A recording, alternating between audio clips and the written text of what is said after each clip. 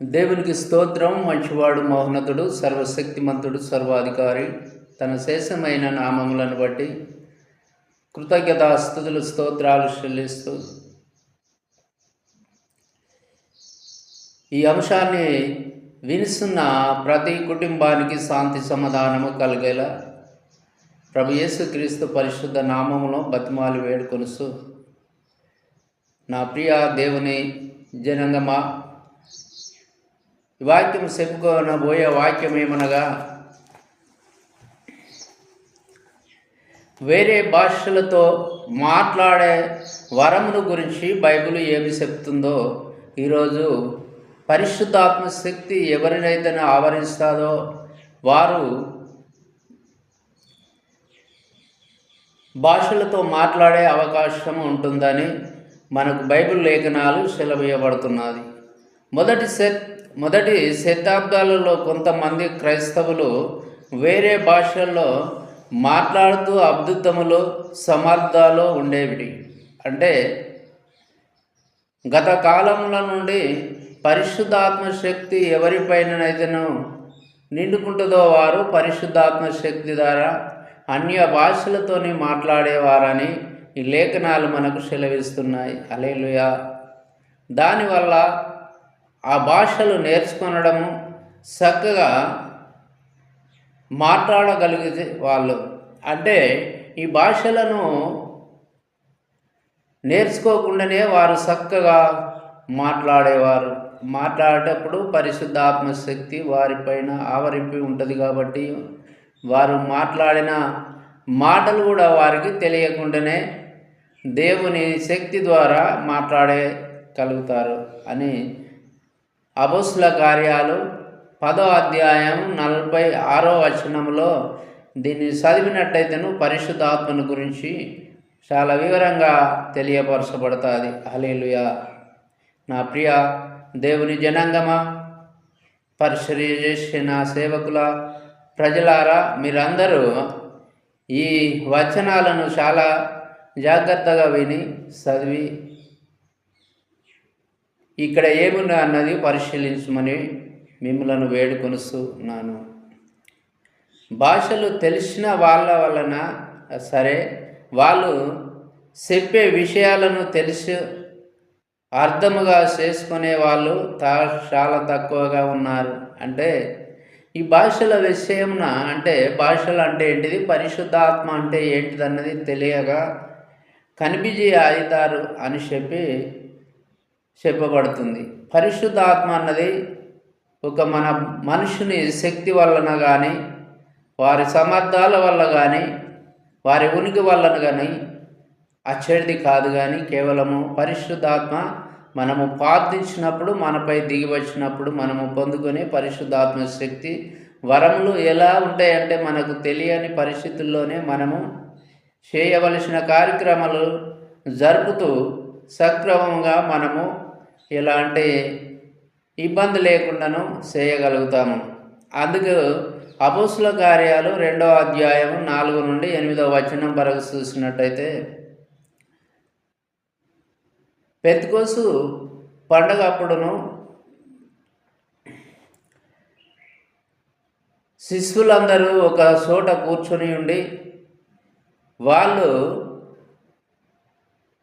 ప్రార్థించినప్పుడు ఆకాశం చీల్చబడి పరిశుద్ధాత్మ శక్తి ఆ సుడిగాలిలాగా ఆ గృహం పైనకు దిగివచ్చి ఆ కూర్చున్న ప్రజల అందరి మీదకి దిగి వచ్చినప్పుడు ఆ సుడిగాలి లాంటి దానిలో నుండి ఎర్రటి నాలికల వంటి విభాగించబడినటువంటి నాలికలు వచ్చి ఒకే ఒక్కరి పైన ఆలినప్పుడు అందరూ పరిశుద్ధాత్మ శక్తితో నింపబడినప్పుడు వాళ్ళు అందరూ అన్య భాషలతో మాట్లాడినప్పుడు ఆయా ప్రాంతం నుండి, ఆయా దేశాల నుండి వచ్చిన వారు చాలా ఈ ప్రాంతం ఉన్నారు. ఈ భాషలు మాట్లాడే వారందరూ మన దేశం వాళ్ళు, ఇక్కడి వాళ్ళే కదా, వీళ్ళు మాట్లాడే భాషలేంటి, వీళ్ళకి ఏమైందని చెప్పి చాలా ఈ భ్రాంతి నొందారు. కొందరు అయితేను పొద్దున్నే వీళ్ళు మందు తాగి మద్యంలో ఉండి వరుస్తున్నారని చెప్పినప్పుడు పేతురు గారు ప్రవక్త ఏవేలు గ్రంథంలో 2వ అధ్యాయంలో రాయబడినట్టు 2000 సంవత్సరాల క్రితము రాయబడిన ఆ వాక్యము ఈరోజు నెరవేర్చబడబోతుంది. ఆ బైబిల్ లేఖనాల్లో ఇలా ఉన్నదని చెప్పి యేసుక్రీస్తు ప్రభుని గురించి, రానై ఉన్న దినాల గురించి, ఆ తెగుళ్ళ గురించి నేను చెప్పినప్పుడు అక్కడ ఉన్న ప్రజలు ఇంచుమించు 3000 మంది ఆ పరిచర్యని అప్పుడు అన్నారు, అయ్యలారా మేమేమి చేయాలంటే నమ్మి బాప్తీర్థము పొంది యేసుక్రీస్తు ప్రభు నామములోకి నడిపించబడండి, అప్పుడు మీరు ఏ హానికి లేకుండాను నశించి నరకములకు పోకుండాను దేవుని రాజ్యానికి వెళుతారని చెప్పి ప్రభు చెప్పాడన్నమాట. హల్లెలూయా. అయితే యెహోవా మొదట శతాబ్దంలో కొంతమందిని క్రైస్తవులుగా ఇచ్చిన పవిత్ర శక్తి వరములు, వేరే భాషల మాట్లాడే వరములు కూడా ఒకటి ఉన్నదని అపోస్తలుడు పౌలు గారు ఎబ్రీ పత్రిక 2వ అధ్యాయం 4వ వచనంలో చెప్తున్నాడు. అదే పౌలు గారు 1 కొరింథీ రాసిన 12:4, 30వ వచనంలో కూడా చాలా వివరించారు. ఈ పరిశుద్ధాత్మను గురించి, వేరే భాషలు మాట్లాడిన విధానాన్ని గురించి అక్కడ చాలా విధానాలు మాట్లాడాను. ఎందుకంటే వేరే భాషల్లో మాట్లాడడం ఎక్కడ మొదలైంది, ఎప్పుడు, వేరే భాషలు మాట్లాడే వరాన్ని దేవుడు ఎందుకు ఇచ్చాడు, వేరే భాషలు మాట్లాడే వరము శాస్త్రమైనదా, వేరే భాషలు మాట్లాడే వరము ఎప్పుడు ఆగిపోతుంది అన్న విషయాలను గురించి ఇక్కడ తెలియపరచబడుతున్నది బైబిల్లో. ఇక్కడ వేరే భాషలు మాట్లాడే వరము నేడు ఎవరికి ఉన్నది మరి? నిజ క్రైస్తవులు ఎలా గుర్తించాలి అంటే, ఇలాంటి సందర్భాలకు మనము తెలుసుకునే పరిస్థితులు ఉన్నాయి. కాబట్టి ఇక్కడ ఏమంటాడు, వేరే భాషల్లో మాట్లాడే వరము నేడు ఎవరికి ఉన్నది? నిజమైన క్రైస్తవులను గుర్తుపట్టడం ఎలా? ఇవన్నీ మనము చాలా వివరంగా బైబిల్ వాక్యాన్ని స్వరముగా చదివి వివరించి నేర్చుకున్నట్లయితేను చాలా సక్రమంగా తెలియపరచబడుతుంది. హల్లెలూయా. ఈ అద్భుతము మొదటిసారిగా యెరూషలేములో ఉండేటిది. ఈ అద్భుతము పరిశుద్ధాత్మ శక్తి, వేరే భాషలు మాట్లాడే శక్తి వివరణ గురించి మొదట్లో ఎవరికి ఉన్నదట? మొదట యెరూషలేము పట్టణంలో క్రీస్తు శకము 33వ శతాబ్దంలో పెంతెకోస్తు పండుగ రోజు ఉదయాన్నే జరిగింది. దాదాపు 120 మంది ఆ మీటింగ్కు హాజరయ్యారు. అది యేసు క్రీస్తులో ఒక చోట కలుసుకున్నారు. అప్పుడు వాళ్ళంతా పవిత్ర శక్తితో నిండారు. వేరే భాషలలో మాట్లాడుతూ మొదలుపెట్టినట్టుగా ఇక్కడ అపొస్తలుల కార్యాలు 1వ అధ్యాయము 15వ వచనము, 2వ అధ్యాయము 1 నుండి 4వ వచనం వరకు వాళ్ళు ప్రతి ఒక్కరూ మాతృభాషలో మాట్లాడుతూ భూమి అంతా అనేక దేశాల నుండి వచ్చిన చాలామంది ప్రజలు విని ఈ భ్రాంతి నొందినట్టుగా ఇక్కడ 2వ అధ్యాయంలో చూద్దాము. వేరే భాషల్లో మాట్లాడే వరాన్ని దేవుడు ఎందుకు ఇచ్చాడు మరి మనకు? దేవుని మద్దతు క్రైస్తవులకు ఉందని చూపడానికి దేవుడి వరాన్ని మనకు అనుగ్రహించాడని వాక్యం సెలవిస్తున్నది. కనుక ప్రియ దేవుని జనాంగమా, ఈరోజు మనము తెలుసుకోవలసినది, దేవుని మద్దతు మనకు అవసరము. దేవుని మద్దతు అన్నది మనకు లేకపోతేను మనము ఏమి చేయలేము, ఏది సాధించలేము. ఎక్కడికి వెళ్ళాలన్నా, ఏ పనిని చేయాలన్నా, ఏది జరిగించాలన్నా కూడాను దేవుని పరిశుద్ధాత్మ లేకపోతే మనము ఏమి కూడా చేయలేము.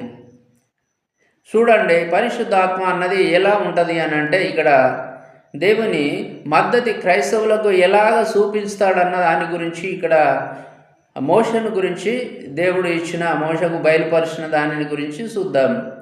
గతంలో మోష వంటి నమ్మకమైన ప్రజలు తన మద్దతు ఉందని చూపించడానికి దేవుడు కొన్ని అద్భుతముల గురించి ఇచ్చాడు.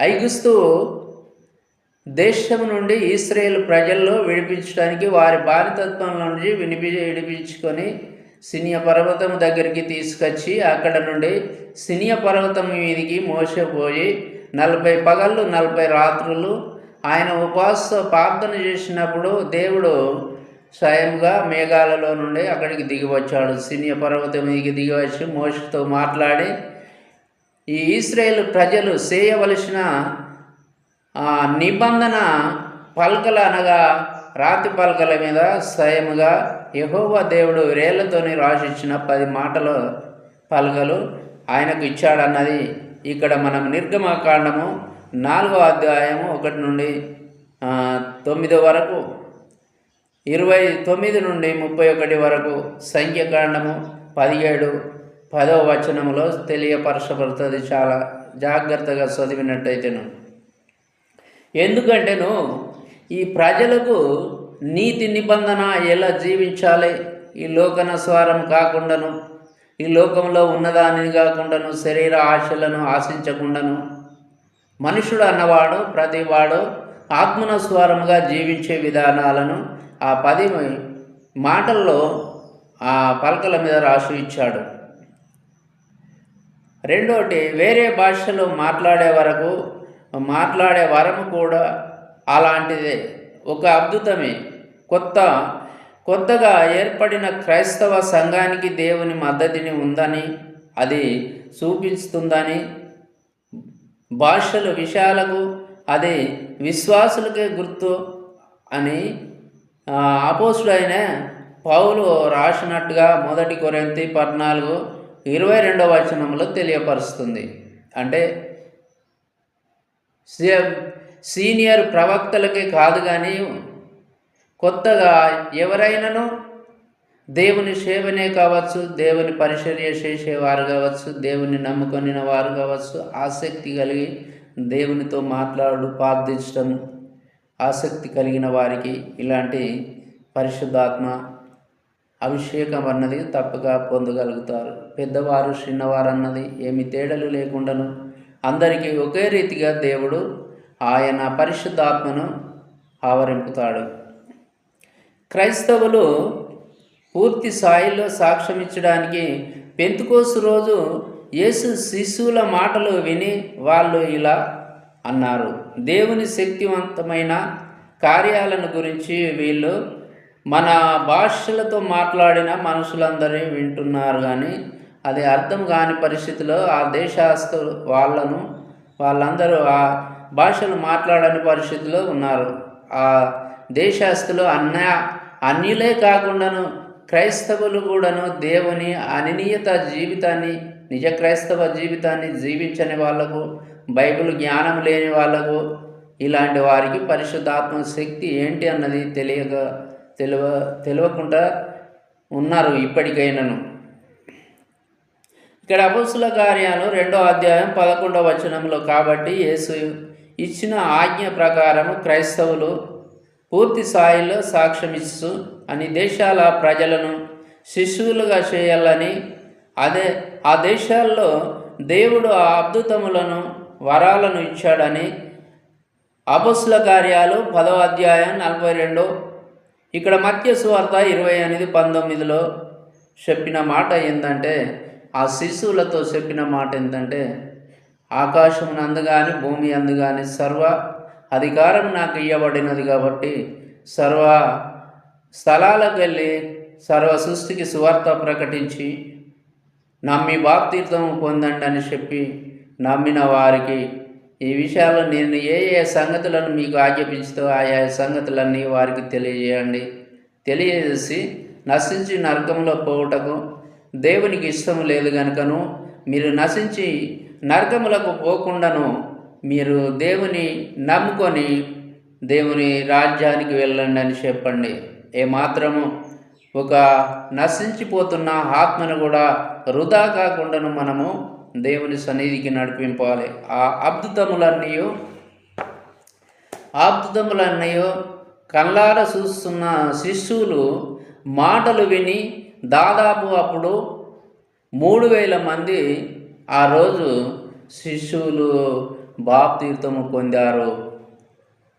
అదే 2వ అధ్యాయం 41వ వచనంలో ఈ మాటలన్నీ విన్నవారందరూ బాప్తీర్థం పొంది దేవునిలోకి నడిపించాడు. అంటే 3000 మంది నశించి నరకములకు పోకుండాను వాళ్ళు దేవుని రాజ్యానికి మళ్లించబడ్డారు. అది ఎవరి ద్వారా? పేతురు ద్వారా సాధ్యం అయినది. అక్కడ వేరే భాషలు మాట్లాడే వరము శతాబ్దంలోనూ కాదు, కానీ వేరే భాషలు మాట్లాడే వరములతోనూ సహా పవిత్ర శక్తి వరములు తత్వాలికమైనవి అని దానిని గురించి బైబిల్ ముందుగానే ఇలా చెప్పింది. అంటే పరిశుద్ధాత్మ శక్తి ద్వారా శక్తి బలము కూడాను మనుషులకు అనుగ్రహించబడుతుందట. ప్రవచించిన వరములను భాషలను మాట్లాడడం ఆగిపోతాయా అంటే, అప్పట్లో పరిశుద్ధాత్మ శక్తి పొందిన అపోస్తులు ఎవరిపైనైతే చేతులుంచి యేసుక్రీస్తు నామములో ప్రార్థించారో కుంటివారు నడవగలిగారు, గుడ్డివారు చూశారు, చెవిటివారు వినగలిగారు, మూగవారు మాట్లాడారు, సర్వరోగంలో స్వస్థపరచబడ్డారు, చనిపోయిన వారు కూడా లేపబడ్డారని ఈ అపోస్తలుడు పౌలు గారు 1 కొరింథీ రాసిన పత్రిక 13:8 సెలవీయబడుతుంది. హల్లెలూయా. వేరే భాషలు మాట్లాడే వరము ఎప్పుడు ఆగిపోయింది? మరి ఆ 12 మంది శిష్యులకు యేసుక్రీస్తు ప్రభువు ఇచ్చిన పరిశుద్ధాత్మ శక్తి ఎప్పుడు ఆగిపోయిందంటే వారు చనిపోయినప్పుడు ఆగిపోయిందని ఇక్కడ బైబిల్ శాస్త్రంగా సెలవిస్తున్నది. ఎందుకంటేను వారికి దేవుడు ఎవరికైనాను నీతిమంతులు, దేవుని పట్ల ఆసక్తి కలిగి నీతి కలిగి ఆయనను ఆనుకొని ఉన్న ప్రజలకు అలాంటి శక్తినిచ్చాడు. వాళ్ళు మాత్రమే వేరే వాళ్ళ పైనను చేతులు ఉంచి ప్రార్థించినప్పుడు వారికి స్వస్థత కలిగింది. కానీ వీళ్ళు వేరే వాళ్ళపైన చేతులు ఉంచి ప్రార్థించినప్పుడు, వాళ్ళు వేరే వాళ్ళ మీద ఉంచినప్పుడు వాళ్ళకు అలాంటి శక్తి కలగలేదు. కేవలం ఎవరికి? అపోస్తులకు మాత్రమే ఇచ్చాడు. అపోస్తుల తర్వాత అపోస్తులు ప్రార్థించిన వాళ్ళకు అలాంటి శక్తి లేదు. అందుకే అంటాడు అపోస్తులు చనిపోయారు, అక్కడి పరిశుద్ధాత్మ ఆగిపోయిందని ఇక్కడ లేఖనాలు సెలవిస్తున్నాయి. హల్లెలూయా. సాధారణంగా అపోస్తుల సమక్షంలో ఇతర క్రైస్తవులు పవిత్ర శక్తి వరములను పొందేవాళ్ళని అపోస్తుల కార్యాలు అపోస్తులు వాళ్ళ మీద చేతులు ఉంచినప్పుడు అలాంటివి జరిగినాయి. వాస్తవమే. అపోస్తులు ఎవరిపైన చేతులు ఉంచినారో వాళ్ళకు స్వస్థత కలిగింది. ఎన్నో రకాల వాళ్ళను స్వస్థపరిచారు. చనిపోయిన వాళ్ళను కూడా ప్రభు యేసుక్రీస్తు నామములో లేము అంటే లేచి కూస్తున్నారు, జీవించారు. అది అపోస్తుల కార్యాలు 8వ అధ్యాయము 18వ వచనము, 10వ అధ్యాయం 44 నుండి 46వ వచనం వరకు చూసినట్టయితే శాస్త్రంగా సెలవీయబడుతుంది. అయితే అదే విధముగా పవిత్ర శక్తి వరములు పొందిన వాళ్ళు వాటిని ఇతరులకు ఇవ్వలేదని చెబుతున్నది. హల్లెలూయా. అపోస్తులు వాళ్ళకిచ్చిన శక్తిని బట్టి రోగులను స్వస్థపరచబడ్డారు. కానీ వీళ్ళు ప్రార్థించినప్పుడు వీళ్ళ ప్రార్థన శక్తి వాళ్ళకి ఇవ్వబడలేదు. వాళ్ళు ప్రార్థించినప్పుడు అలాంటి అద్భుతాలు జరగలేదు. అందుకే ఒక గవర్నమెంట్ అధికారి అనగా ఆర్టీఓ ఉన్నాడు అనుకోండి, అతను మనకు ఒక లైసెన్స్ ఇవ్వగలుగుతాడే కానీ మనము ఇతరులకు లైసెన్స్ ఇచ్చే అవకాశం ఆయన ఇవ్వలేడు కదా. అలానే ఆయన లాగానే ఇప్పుడు అపోస్తుల పరిస్థితి కూడా అంతే. అపోస్తులు ఎవరిపైన చేతులు ఉంచితే వారు బాగుపడేవారు, కానీ వాళ్ళు చేతులు ఉంచిన వారు ఇంకొక మీద చేతులు ఉంచినప్పుడు వాళ్ళు బాగుపడే అవకాశం వాళ్ళకి ఇవ్వలేదు అని ఇక్కడ అపోస్తుల కార్యాలు 8, 5, 7 వచనాల్లో 14, 17 వచనాల్లో శాస్త్రంగా ఈ ఆగిపోయిన విషయాన్ని గురించి తెలియపరచబడ్డది. ఉదాహరణకు ఒక ప్రభుత్వం అధికారి ఒక వ్యక్తికి డ్రైవింగ్ లైసెన్స్ ఇస్తాడు తప్ప ఇతరులకు లైసెన్స్ ఇచ్చే చట్టపరమైన అధికారాన్ని ఇవ్వలేడు.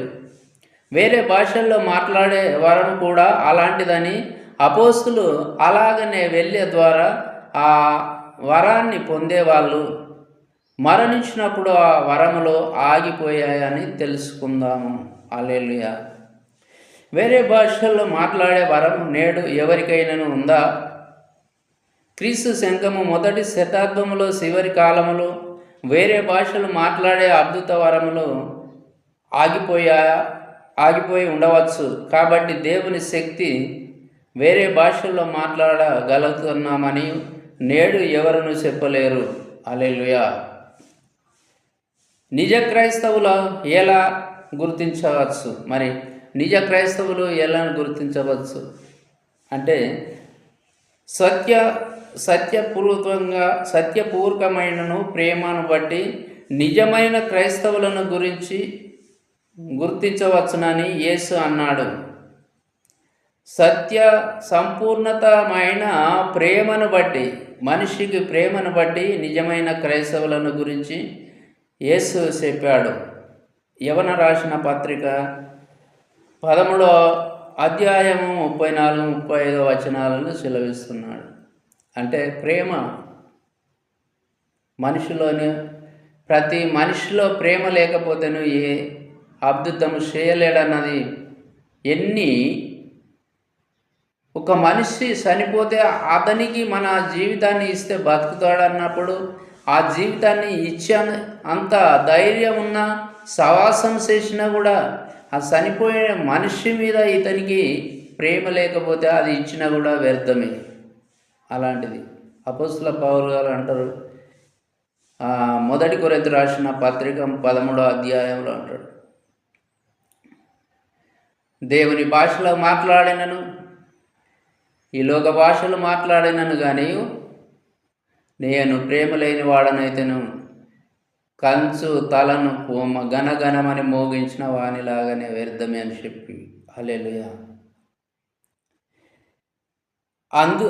అదే విధముగా అపోస్తలుడైన పౌలు గారు కూడా నిజ క్రైస్తవులను ప్రేమ అశాస్త్రమైనను గుర్తు ఉంటుందని చెప్పాడు. మొదటి కొరింథీయులకు రాసిన పత్రికలో చెబుతున్నాడు. 13వ అధ్యాయం 1-8 వరకు శాస్త్రంగా చెప్తున్నాడు. దేవుని పవిత్ర శక్తి క్రైస్తవులో కొన్ని లక్షణాలు పుట్టినది అయితే చెప్పాడు. వాటినన్నిటిని కలిపి పవిత్ర శక్తి పుట్టి లక్షణములు వచ్చానని వాటిలో మొదట ప్రేమ అని గలతీ పత్రిక 5వ అధ్యాయం 22-23 వచనంలో సెలవిచ్చాడు. హల్లెలూయా. కాబట్టి ప్రేమ లేని జీవితం వ్యర్థమే. ఏది చేసినా దేవుని సేవ చేయవచ్చు, ప్రజల సేవ చేయవచ్చు, దాన ధర్మములు చేయవచ్చు, ధర్మశాలలు నిర్మించవచ్చు. ఇవన్నీ ఉన్న చివరికి మన ప్రాణము దానం ఇచ్చేంత ధైర్యం ఉన్నా కూడాను మనలో ప్రేమ లేకుండా చేసినది అది వ్యర్థమే అని పౌలు గారు చెబుతున్నమాట. కాబట్టి నా ప్రియమైన దేవుని జనాంగమా, మీరందరూ ఆలకించి దేవుని పట్ల కాకుండాను ఇతరుల పట్ల ప్రేమించుడి. అందుకే యేసుక్రీస్తు ప్రభు అన్నాడు, మీ వల్ల మీ పొరుగు వారిని ప్రేమించమన్న మాట రెండో మాట చెప్పినట్టుగా మనం ఇతరుల పట్ల ప్రేమ కలిగి ఉన్నప్పుడు మనము నిజమైన జీవితాన్ని ఆత్మనస్వరముగా జీవిస్తున్నామన్న అర్థము. ఇక్కడ ప్రేమ అన్నది మనిషిని గుర్తించాలంటే ఆత్మనస్వరముగా ప్రేమ వరములు అనగా ప్రేమ, సంతోషం, సమాధానము, దీర్ఘయాత్మము, దయాళత్వము, మంచితనము ఇవన్నీ కలిగి ఉన్నవారు నిజ క్రైస్తవులని మనం గుర్తుపట్టవచ్చు. కాబట్టి నా ప్రియ సహోదరులైన మీ అందరికీ నా హృదయపూర్వకంగా చెప్పవలసిన మరో మాట ఏంటంటే, మనము ప్రేమ కలిగి మన వల్ల మా పొరుగు వారిని ప్రేమించి తత్వము కలిగి జీవించాలి. ఈ వాక్యము దేవుడు దీవించునుగాక. చిన్న ప్రార్థన. పరిశుద్ధమైన దేవా, ప్రభువా, నాయన, ఈ చిన్న వాక్యమును తండ్రి విడుచున్న ప్రతి కుటుంబాన్ని దీవించండి. వారి కుటుంబంలో శాంతి సమాధానాన్ని అనుగ్రహించండి. ఎవరైతేను తండ్రి ప్రభువా నాయన శ్రమ బాధలతో వేదనలతో బాధపడుస్తున్నారో వారి బంధకాలను విడుదల చేయండి. పేదరికంలో నుండి తండ్రి అయ్యా, బాధపడుతున్న ప్రతి బిడ్డను వారి దరిద్రతను వదిలించి ధనవంతులుగా తీర్చిదిద్దండి. అన్ని విధములా ఆదుకొని వారిని ఆశీర్వదించి దీవించమని ప్రభు యేసుక్రీస్తు పరిశుద్ధ నామమున వేడుకొనుస్తున్నాను. నా ప్రియ దేవుని జనాంగమా, మీ అందరికీ మరోసారి నా హృదయపూర్వకంగా వందనాలు. ఏందంటను ఈ అంశాన్ని విని మీరు పరిశీలించి మా సంఘమును మమ్ములను దీవించి ఆశీర్వదించగలరని ప్రభు యేసుక్రీస్తు పరిశుద్ధ నామమున బతిమాలి వేడుకొనుస్తున్నాను తండ్రి. ఆమేన్.